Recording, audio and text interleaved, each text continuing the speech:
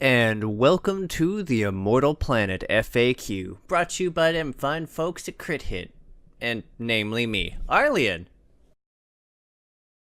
First question we're tackling is, what do the starting relics do? Relics provide the player characters with passive bonuses, all of which aided in their survivability in different manners. At first, the player has an option between one of three starting relics, the first being the Lightfoot, which support players who have a more evasive style. This item grants back players stamina whenever they execute a perfect dodge, and is especially rewarding to those who dodge face first into attacks hoping for an opening.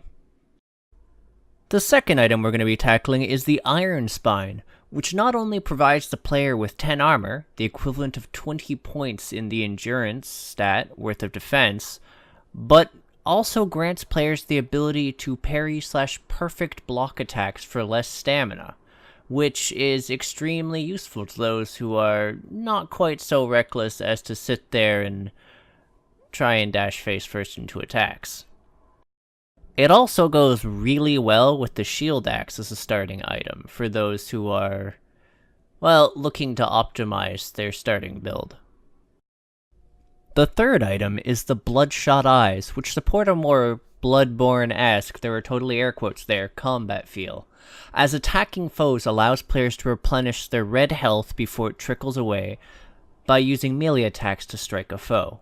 That said, this also means that it supports primarily physical builds as opposed to magic/item heavy builds, and its feasibility also scales up in direct proportion to the player's blood viscosity, which will be going on later in the FAQ.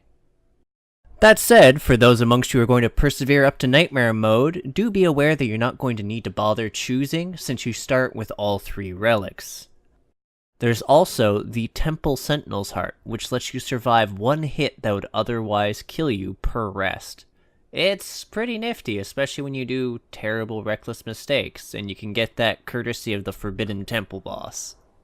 So, a reoccurring question that I hear on the Steam forums and elsewhere is, where is the Forbidden Temple and how do I get into it? Well, the Forbidden Temple is just north of the exit to the first dungeon, behind a pair of slime-covered statues. Now, normally when you approach these won't actually open for you, so to gain access to the temple, you're actually going to need to go and buy the Mortal Blood relic from the Archivist in the main hub. Doing so allows you to wander in to get access to not only that dungeon, but also a secret shop and the item/the relic the boss is holding. Another question that I hear frequently is, what exactly is blood viscosity?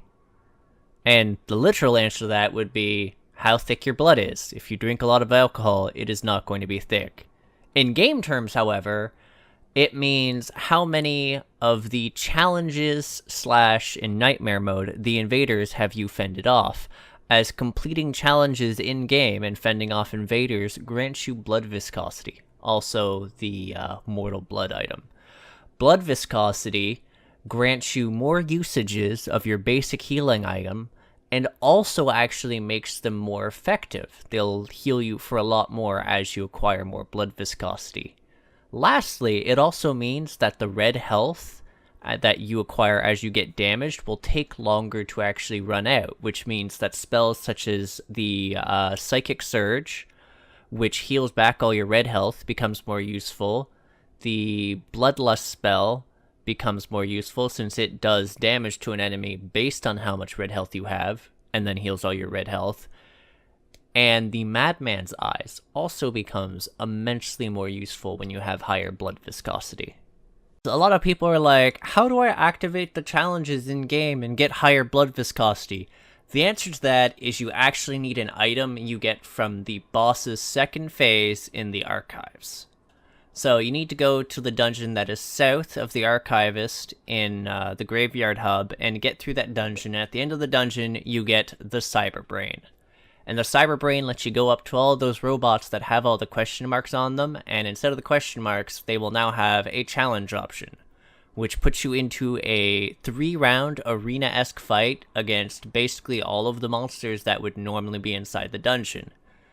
And for the sake of the first dungeon, that also includes the Forbidden Temple aspect, so yes, there is totally going to be brutes in that fight. Prepare thy anus. You can also acquire Mortal's Blood, which grants you a free level of blood viscosity. Well, free so much as the price at the vendor, and does something else on this list. You can acquire that at the Archivist in the middle of the Graveyard Hub. Alright, but how do I get more healing items is yet another question that's asked, and for those of you who have been actually increasing your intelligence for more item increases, it will increase every item in the game except for your healing items. That is strictly linked to blood viscosity. That includes from the Mortal Blood. You can get an extra healing item as soon as you're out of the first dungeon, but until then, you are hindered by not being able to acquire it through any means other than blood viscosity. Oh, and there's also the Psyker Stim, because a frequent question is, what exactly does the Psyker Stim do?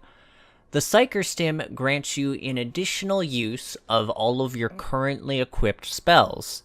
Now the thing is, it does not require you to have expended any spells to use it, because it'll actually push you over your current spell limit, which means that with high item usage, it's actually extremely useful for supporting any sort of magic build, especially one that's focused more on intelligence than willpower. And then one of the really popular questions is, so why shouldn't I have my weapon awakened all the time? And actually one of the primary reasons for that is strictly the weapon awakening for a lot of these weapons. Most weapons you don't actually really benefit from using in their unawakened state.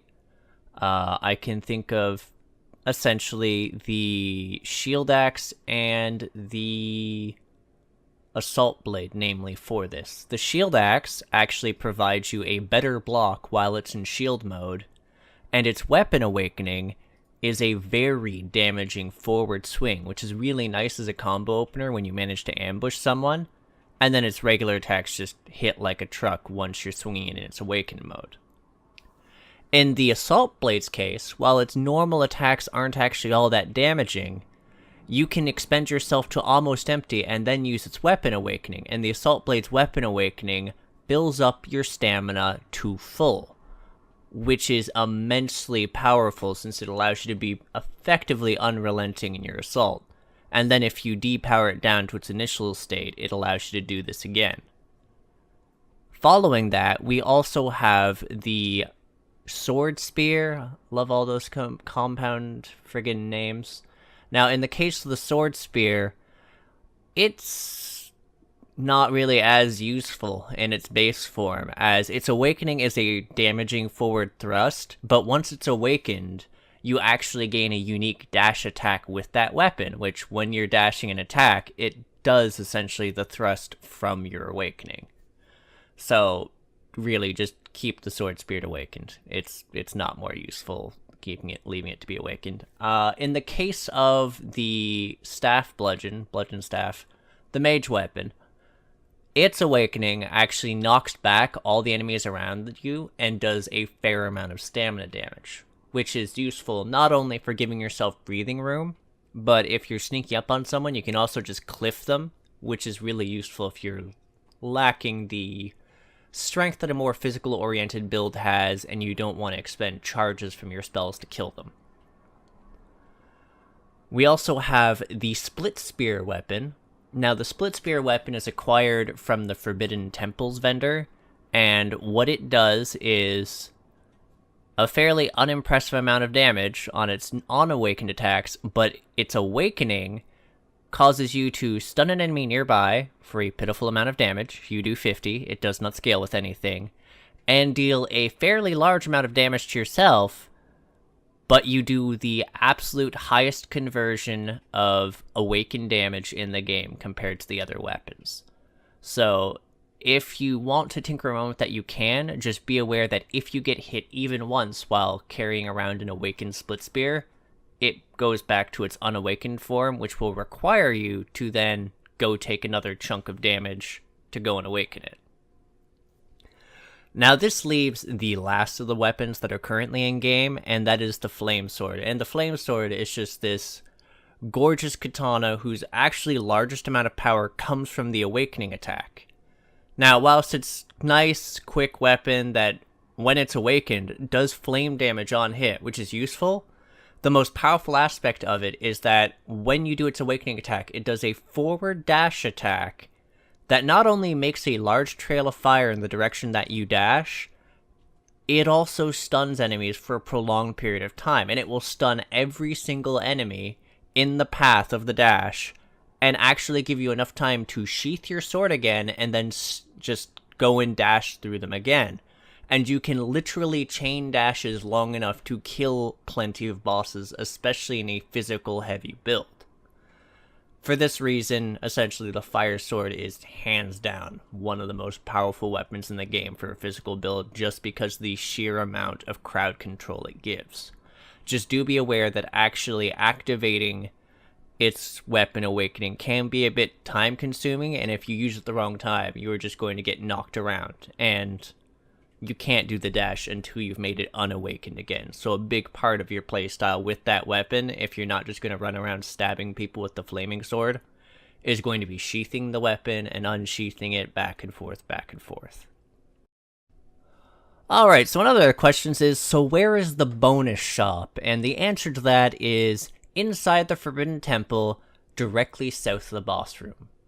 Now, normally, in a lot of rooms, when you clear it out, any locked door will open back up, but in the Forbidden Temple, the southern doors in the boss room don't actually open up unless you've killed the boss and then walk close to it.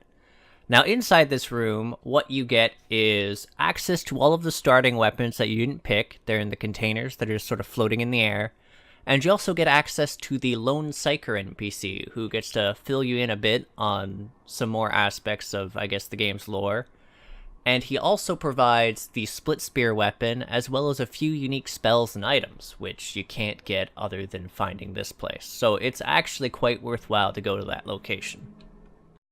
And for those of you folks who are like, where do I find the fire sword? I mean, A, spoilers, but B, if you are really desperate to find out where it is, literally dash down the pit in the middle of the town. It's right there. You'll normally find this weapon at the end of the game, but you can get it at any point, and it's just impaled in the body of a frozen alien down in that pit. Speaking of challenges, so where do I find the challenge room in the fortress? So many people asked, including beta testers. Answer: it's invisible bullshit. Now, some of you might have found a sort of invisible platform that leads to, like, the sort of southeast-ish. It's like a very large gap, and you just dash across that bridge, and once you do and wander around on that bridge, you normally can just walk straight to the door, but if you instead walk more towards that central pit area, you will literally find a challenge room robot. And the big clue to that the robot's even near is the fact that the music in that area changes. It is an absolute bastard of a trick, and I mean, I had to applaud it for being clever once I found it, but until that point, I was pretty mad.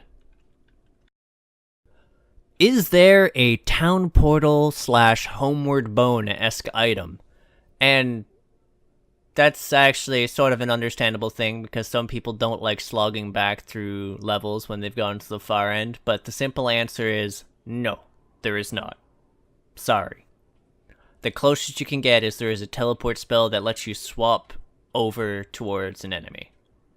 But if you've killed out the entire area, you're not going to have enemies to teleport around, and teleporting to an enemy close to the door is just going to turn it off on you, so it's not actually all that helpful for speedrunning. Sorry. Can you invade or co-op with other players? And the answer to that is a large, gigantic no. However, you can be invaded by an NPC invader while playing through the game's Nightmare mode, which is essentially akin to a New Game Plus, albeit one that starts you at level 1 in a harder, remixed version of the game, like different enemy placements, and that also lets you start with a full kit of relics and your choice of starting weapon out of all of the game's weapons, which is a pretty nice reward for beating the game. So, another frequently asked question is, what is / how do I get the good ending? And the simple answer to that is, I really don't know. Like, seriously, we're still looking. It'll probably be posted up once we find it, but no one has seemingly found it yet, despite the fact that the developer has stated, both on the Steam forum and in other media, that the good ending has been implemented in the game. It's a mystery. It's a mysterious mystery. So yeah, good luck on that. If you actually do find it, feel free to let us know in the comments and we can add it in with credit to you.